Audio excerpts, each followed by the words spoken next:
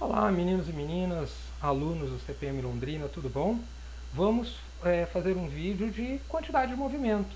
Alguns exercícios, alguns exemplos, utilizando a definição de quantidade de movimento. Tá? Esse conteúdo lá para o primeiro ano, conteúdo que nós estamos vendo agora no início do terceiro trimestre. Beleza? Bom, na aula teórica nós vimos que quantidade de movimento é aquela grandeza física que relaciona a massa de um corpo com a sua velocidade. Ok? Então, quantidade de movimento, massa vezes velocidade. Ou seja, ele vai determinar, então, quanto de movimento um corpo vai ter de acordo com a sua massa e sua velocidade. Vimos também que num sistema, tá? Num sistema de massas, né? No sistema, onde eu tenho vários corpos, a quantidade de movimento desse sistema vai ser a soma vetorial de todas as quantidades de movimento desses corpos. Ok? Então nós vimos isso na aula teórica. Tranquilo? Então aqui. Ou seja, eu posso somar, tenho vários corpos, para eu calcular a quantidade de movimento do sistema total, é só somar a quantidade de movimento de cada um desses corpos que existem lá no sistema. Mas agora a gente vai fazer alguns exercícios e alguns exemplos relacionados à quantidade de movimento que cai no vestibular. Tá? Então, por exemplo, primeiro aqui, carro destruidor. Um caminhão de tamanho normal possui uma massa de 20 toneladas e trafega a 60 km por hora em uma estrada de rodagem. Você certamente nunca deve ter visto um carro que empurrasse um caminhão ao se chocar frontalmente contra ele. Isso porque sua velocidade teria que ser muito alta. Você consegue estimar a velocidade que um carro precisaria ter para empurrar um caminhão? Nossa, hein? Vamos ver essa situação.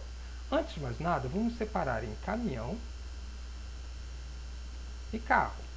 Caminhão, a massa é de 20 toneladas.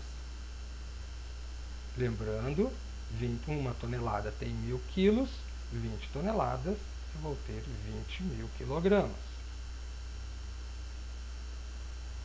Ok? Velocidade do caminhão, 60 km por hora. Então vamos imaginar aqui essa situação aqui. Aqui está a estrada e aqui está o nosso caminhão. Vamos mudar aqui a cor. E aqui está o nosso caminhão com velocidade para lá, para a direita. Beleza? Agora vamos ver o nosso carro. Veja que o carro ele não dá massa. Mas vamos supor que um carro normal aí tem aí em torno aí de 1000 quilogramas. Tá? Um carro bem leve, carro pequeno. Tá? Tem 1000 quilogramas. E ele também não dá a velocidade, justamente ele quer descobrir qual vai ser a velocidade que eu teria que dar a esse carro para que esse carro empurrasse o caminhão. Tá? Então, vamos imaginar essa situação aqui. Ó. Eu tenho o carro, bem menor, né? Eu tenho o carro, e ele quer uma velocidade, aqui o caminhão está indo em encontro a ele. Tá? Então, queremos calcular uma velocidade que faça com que o carro empurre o caminhão quando o caminhão batesse de frente. Ou seja, o caminhão vai bater no carro, só que o carro vai empurrar o caminhão, e não o caminhão empurrando o carro. Então, a gente quer descobrir essa velocidade. Então, vamos calcular a quantidade de movimento necessária. Então, primeiramente, quantidade de movimento do caminhão vai ser igual à sua massa, 20.000 quilogramas, vezes a sua velocidade. Vamos trabalhar aqui em quilômetros por hora mesmo, sem problema nenhum. Tá? Então, eu vou ter 20.000 vezes 60, eu vou ter 12 e uma quantidade de 5 zeros. Então, a quantidade de movimento seria 1.200.000 quilômetros por hora. Essa é a quantidade de movimento. Ora, nós não queremos descobrir a velocidade do carro para que o carro empurre o caminhão? Então a gente vai ter que trabalhar o carro tendo a mesma quantidade de movimento do caminhão, já que ele tem uma massa menor. Então a quantidade de movimento do carro, para que o carro empurre, tem que ser maior que a quantidade de movimento do caminhão.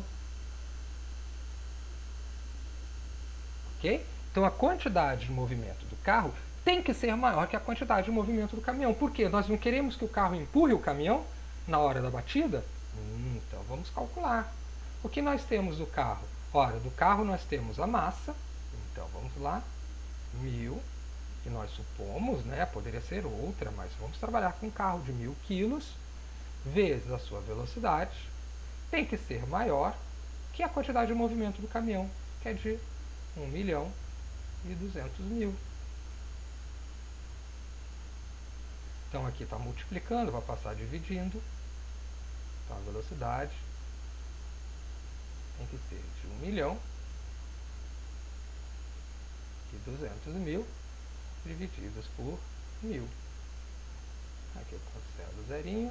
Então vamos ter que a velocidade do carro ela tem que ser maior que 1.200 km por hora.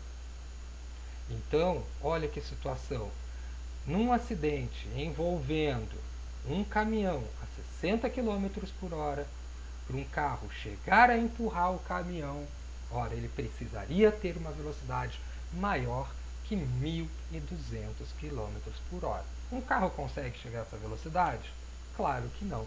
Por isso que na hora de acidentes, os acidentes de trânsito, eles são perigosos quando a sua velocidade for sempre maior. Tá? Porque nós vamos desprender uma quantidade enorme de energia num acidente de acordo quanto maior for a velocidade empregada. Tranquilo, meninos? Maravilha. Vamos para outro exemplo. Agora é de vestibular. Um vagão de 6 toneladas de massa, movendo-se com velocidade escalar de 10 metros por segundo, choca-se com outro vagão de massa igual a 4 toneladas em repouso. Após os choques, os vagões se engatam e passam a se mover com velocidade escalar de quanto? Em metros por segundo. Então aqui nós temos a primeira situação. Então vamos lá. Aqui nós temos o trilho, né, os trens. O primeiro vagão, ele vem com velocidade. Vamos chamar de vagão 1. Vagão 1. Então ele vem com uma velocidade. Tranquilo? E temos o vagão 2, que está em repouso. Vagão 2, ele está em repouso. Igual a 0. Tranquilo? O que acontece? Essa é a primeira situação. O primeiro vagão vai chocar-se com o segundo e depois o que vai acontecer? Os dois vão se movimentar na mesma direção. Ou seja, nós vamos ter o vagão 1 empurrando o vagão 2. Então, vagão 1, vagão 2,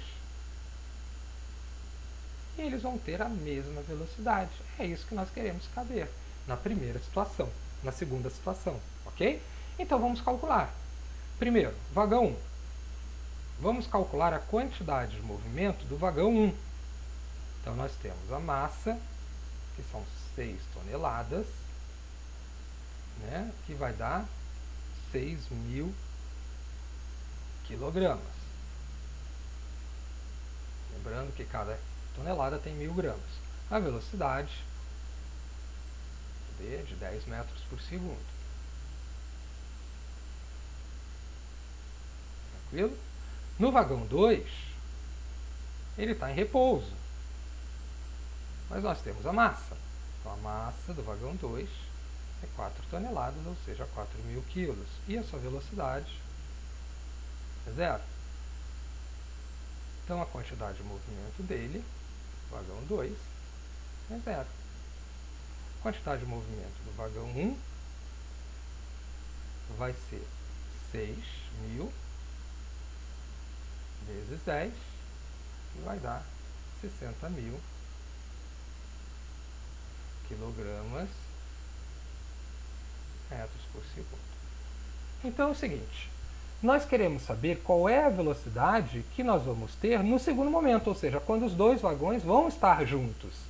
Então, vamos ter a quantidade de movimento antes deles se tocarem e vamos ter a quantidade de movimento depois. Ok? E o que acontece? Antes, eu tenho dois corpos separados e as suas quantidades de movimento. Então, eu vou ter 60.000 mais o zero, que é do segundo vagão, igual a quantidade de movimento dos dois juntos. Então, eu vou ter a massa do vagão 1 mais a massa do vagão 2 vezes a velocidade que eu quero calcular. Então, nós vamos ter 60.000 igual massa do vagão 1, 6. Massa do vagão 2, 4. Então, 6 mais 4, 10.000. Vezes a velocidade. Velocidade é igual, aqui eu posso cortar os zerinhos, né? Ó. Tá, cortei todos os zerinhos. Tenho que a massa é de 6 metros. Massa não, desculpa, a velocidade é de 6 metros por segundo.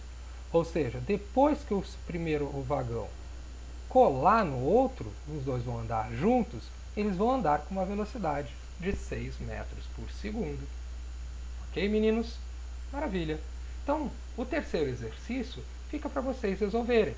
Mais uma vez eu digo, parem o vídeo, assistam novamente, estudem a teoria e tentem resolver sozinhos, ok? No caso de dúvidas, postem as dúvidas lá no mural. Eu espero que vocês tenham compreendido essa questão de quantidade de movimento, que não tenham dado margem a dúvida nenhuma. Ok, meninos? Bons estudos e até a próxima aula. Tchau, tchau!